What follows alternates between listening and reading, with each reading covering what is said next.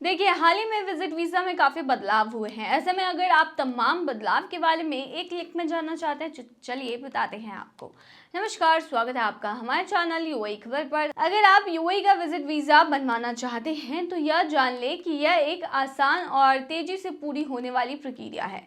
चलिए हम आपको बताते हैं विजिट वीज़ा बनवाने का पूरा प्रोसेस, डॉक्यूमेंट्स और कितना खर्च आएगा इन चीज़ों के बारे में। तो सबसे पहले ये जान लें कि वीज़ा के बहुत सारे टाइप्स हैं और उसका सिलेक्शन आपको करना होता है। यूएई में अलग अलग प्रकार के विजिट वीज़ा उपलब्ध हैं, जैसे 30 दिन का वीज़ा मिलता है, 60 दिन का मिलता है और 90 दिन का वीज़ा मिलता है।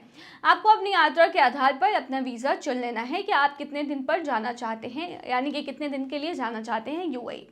अधिकृत एजेंट या फिर ऑनलाइन पोर्टल से आप आवेदन कर सकते हैं। यूएई के विजिट वीज़ा के लिए आप अधिकृत ट्रैवल एजेंट या यूएई के आधिकारिक इमिग्रेशन वेबसाइट के माध्यम से आवेदन कर सकते हैं।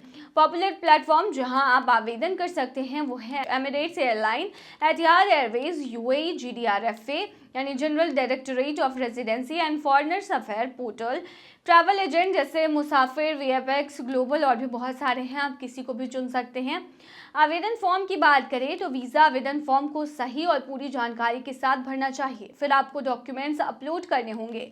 देखिए, 2025 के अनुसार यूएई विजिट वीज़ा के लिए कुछ डॉक्यूमेंट्स काफ़ी ज़्यादा इंपॉर्टेंट है, जैसे पासपोर्ट की फ़ोटोकॉपी। पासपोर्ट कम से कम 6 महीने के लिए वैलिड होना चाहिए।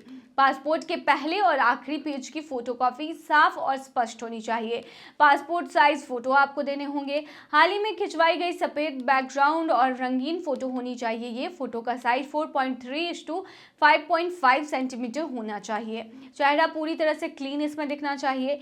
फ्लाइट की टिकट की कॉपी आपको देनी होगी। कंफर्म रिटर्न टिकट आपको दिखाना होगा, तो उसका एक प्रमाण आपको देना पड़ सकता है। वीज़ा आवेदन फॉर्म को आपको सही से भरना है। फॉर्म ऑनलाइन पोर्टल या ट्रैवल एजेंसी के जरिए भरा जा सकता है, लेकिन उससे पहले अगर आपने अभी तक अरब टाइम्स ऐप को डाउनलोड नहीं किया है तो फटाफट कर लीजिए। बता दें कि डाउनलोड करने के लिए आपको ज़्यादा कुछ करने की ज़रूरत नहीं है। जाना है प्ले स्टोर पर, सर्च करना है अरब टाइम्स ऐप, वहाँ पर आपको ऐप दिख जाएगा, आप उसे डाउनलोड कर सकते हैं। तो डाउनलोड ना, बैंक स्टेटमेंट भी आपको देना पड़ सकता है और पिछले 3 महीने का बैंक स्टेटमेंट आपको देना पड़ सकता है और इसके अकॉर्डिंग आपके खाते में लगभग 1 लाख रुपए का बैलेंस होना चाहिए। अगर बात करें तो ये डिपेंड करता है कि आप कौन से वीज़ा पे जा रहे हैं और जिस वीज़ा पे जा रहे हैं उस अकॉर्डिंग आपको मनी दिखानी पड़ती है। आपके अकाउंट में 3000 दिरहम से लेकर के 5000 दिरहम के बीच में होना चाहिए। अगर आप यूएई में किसी रिश्तेदार के यहाँ जा रहे हैं तो उनके आपको सर्टिफिकेट्स दिखाने पड़ेंगे, लाइक रेजिडेंसी वीज़ा की कॉपी देना पड़ेगा आपको, नो ऑब्जेक्शन सर्टिफिकेट आपको देना पड़ेगा, स्पॉन्सर का कॉन्टैक्ट नंबर देना पड़ेगा, एड्रेस देना पड़ेगा। अगर आप किसी रिश्तेदार के यहाँ नहीं जा रहे, होटल में रुक रहे हैं, तो आपको प्री अप्रूव्ड होटल बुकिंग और जहाँ ठहर रहे हैं वहाँ का प्रमाण आपको देना पड़ेगा। यदि आपके पास सभी डॉक्यूमेंट्स है तो प्रक्रिया तेजी से हो जाएगी। ऑनलाइन आवेदन और वीज़ा ट्रैकिंग के लिए अधिकतर एजेंसियां ई वीज़ा का ऑप्शन देती है। यूएई का नियम साल 2025 में नियमित अपडेट हो सकते हैं, इसलिए यात्रा करने से पहले एक बार जरूर अपडेटेड जानकारी देख लें। अगर शुल्क की बात करें तो 14 दिन का वीज़ा जो है वो 7000 से 9000 के बीच में आपको मिल जाएगा। 30 दिन का वीज़ा आपको 10,000 से 12,000 के बीच में मिल जाएगा और 60 दिन का वीज़ा 16,000 से 20,000 के बीच का आपको मिल जाएगा। यदि आप वीज़ा बनवाने में किसी प्रकार की मदद चाहते हैं तो आप किसी भी ट्रस्टेड ट्रैवल एजेंसी को पकड़ सकते हैं और उनसे बनवा सकते हैं। एक और भारतीय बन गया करोड़पति, जीते 2 करोड़। लगता है कि इन दिनों भारतीयों की किस्मत जो यूएई में रहते हैं कुछ ज्यादा ही चमकी हुई है। इसीलिए तो जब भी ड्रॉ के रिजल्ट्स आ रहे हैं उसमें अधिकतर भारतीय ही नजर आ रहे हैं।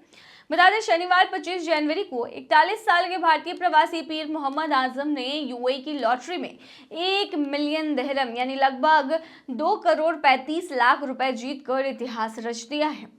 आजम, जो Dubai electricity and water authority में सीनियर इलेक्ट्रीशियन के तौर पर काम करते हैं, उन्होंने अपनी पहली ही लॉटरी में इतनी बड़ी रकम जीतकर सबको चौंका दिया। गल्फ न्यूज को दिए इंटरव्यू में आजम ने बताया है कि उन्होंने और उनके 20 दोस्तों ने मिलकर लॉटरी के कई टिकट खरीदे थे। उन्होंने खुशी जताते हुए कहा कि पहली बार लॉटरी खेली और हम जीत गए। आजम ने अपने अकाउंट से सभी टिकटों पर अलग अलग नंबर तय किए थे और उनमें से एक नंबर जैकपॉट से बिल्कुल मैच कर गया। दोस्तों के इस ग्रुप ने तय किया कि जीती गई रकम को सभी में बराबर बांट लिया जाएगा। आजम ने कहा कि जब मुझे पता चला कि हम जीत गए हैं, मैं अपनी खुशी को शब्दों में बयां ही नहीं कर पाया। उन्होंने बताया कि वे इस रकम का एक हिस्सा दान करेंगे, अपने परिवार की आर्थिक स्थिति सुधारेंगे और बाकी को निवेश करेंगे। उन्होंने यूएई लॉटरी की तारीफ करते हुए इसे भरोसेमंद बताया है और कहा कि आने वाले समय में अगर 100 मिलियन दिरहम का जैकपॉट जीतता हूं तो मैं सच में 7वें आसमान पर पहुंच जाऊंगा। आजम ने लोगों को सलाह दी है कि वो लॉटरी खेलते वक्त अपनी आर्थिक स्थिति का ध्यान रखें और जिम्मेदारी से खेलें। उन्होंने कहा कि कभी कभी किस्मत कब पलट जाए आप सोच भी नहीं सकते, बस कोशिश करते रहिए। वहीं बता दें, इससे पहले दुबई में रहने वाले 60 साल के पूर्व भारतीय सुंदर मारकला ने बिग टिकट ड्रॉ में 1 मिलियन यानी कि लगभग 2 करोड़ 36 लाख रुपए का इनाम जीता था। उन्होंने ड्रॉ नंबर 271 के लिए टिकट नंबर 288619 खरीद कर यह बड़ी जीत हासिल की थी। सुंदर मारकला कर्नाटक के रहने वाले हैं और दुबई में 25 साल तक अकाउंटेंट के तौर पर काम कर चुके हैं। 2021 में रिटायर होने के बाद अब वह अपनी पत्नी और बेटी के साथ अपने गांव में आराम की जिंदगी जी रहे हैं। मार्कला ने बताया कि उन्होंने 7 साल पहले बिग टिकट के बारे में सुना था और तभी से वो हर महीने टिकट खरीदना उनकी आदत बन चुकी थी। उन्होंने कहा कि ये मेरी पहली जीत थी और मुझे पहले तो यकीन ही नहीं हुआ। मैं बहुत खुश था, लेकिन यह सुनिश्चित करने के लिए शांत रहा कि कहीं ये कोई धोखा तो नहीं है। जब मुझे यूएई से कॉल आया तब मुझे विश्वास हुआ। तो किस्मत कभी भी पलट सकती है, इसे लोग आजमाते रहते हैं। दुबई में अब करना होगा बस 4 दिन ही काम। दुबई सरकार के 15 विभागों के कर्मचारियों को 12 अगस्त से 30 सितंबर तक ऑफिस में सिर्फ 4 दिन ही काम करना होगा। यह एक पायलट प्रोजेक्ट है जिसे दुबई सरकार के मानव संसाधन विभाग की ओर से शुरू किया गया है। इसे हमारी लचीली गर्मियों की पहल का नाम दिया गया है। ट्रायल पीरियड के दौरान वर्किंग आवर्स सिर्फ 7 घंटे के होंगे और शुक्रवार को छुट्टी रहने वाली है। यह विभिन्न सरकारी संस्थाओं की जरूरतों को पूरा करने, कर्मचारियों की परफॉर्मेंसेस के साथ साथ उनकी लाइफ की क्वालिटी को बढ़ाना है। इसके साथ ही एक कामकाज के लिए एक लचीले माहौल को बढ़ावा देना है। स्टेट न्यूज एजेंसी वाम की रिपोर्ट के अनुसार कर्मचारियों से गर्मियों में काम के घंटों को लेकर सर्वे में भाग लेने को कहा गया था। अगस्त और सितंबर में ऑफिस टाइम में कटौती के प्रस्तावों को बहुत समर्थन मिला है। 4 दिवसीय कार्य सप्ताह का सबसे बड़ा ट्रायल वर्ष 2022 में ब्रिटेन में शुरू किया गया था। बाद में इसमें शामिल 61 कंपनियों में से अधिकांश ने नीति जारी रखने की बात कही। वहीं 1/3 ने कहा कि उन्होंने स्थायी रूप से नए मॉडल को अपना लिया है। नतीजे बेहद पॉजिटिव रहे क्योंकि 2900 कर्मचारियों में से कोई भी 5 दिवसीय वर्किंग वीक में वापस नहीं जाना चाहता था। सभी भाग लेने वाले कंपनियों ने तनाव के स्तर में कमी और कर्मचारियों के स्वास्थ्य में सुधार को रिकॉर्ड किया। वही बता दें कि यह घोषणा बहुत पहले ही दुबई के उपराष्ट्रपति और शासक शेख मोहम्मद बिन राशिद द्वारा जारी किए गए आदेश का हिस्सा है, जिसका उद्देश्य दुबई को रहने के लिए दुनिया का सबसे अच्छा शहर बनाना है। बता दें कि इससे पहले मई में दुबई के क्राउन प्रिंस शेख हमदान बिन मोहम्मद ने जीवन की गुणवत्ता रणनीति को मंजूरी दी थी, जिसमें समुद्र तटों पर साइकिल चलाने के लिए ट्रैक की लंबाई 300% बढ़ाना, रात में स्विमिंग के लिए समुद्र तटों की लंबाई 60% बढ़ाना और महिलाओं के लिए नए समुद्र तटों को नामित करना शामिल है। दुबई के मानव संसाधन विभाग के प्रमुख अब्दुल्ला अल फलासी ने बताया कि पायलट प्रोग्राम का उद्देश्य कर्मचारियों के लिए बेहतर कार्य जीवन संतुलन बनाना है।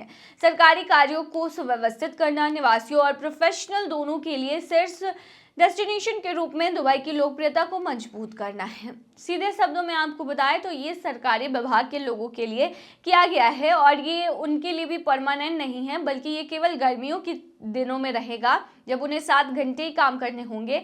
साथ ही उन्हें फ्राइडे को भी छुट्टी मिलेगी और बाकी 2 दिन उनकी अन्य छुट्टी रहेगी, यानी उन्हें वीक में 4 दिन काम करना पड़ेगा। लेकिन जो प्राइवेट सेक्टर में लोग काम करते हैं उन्हें बाकायदा उसी तरह काम करना होगा। लेकिन बता दें कि जब ज़्यादा गर्मी होती है तो उन्हें भी 3 घंटे का राहत जो है दोपहर के टाइम में दिया जाता है।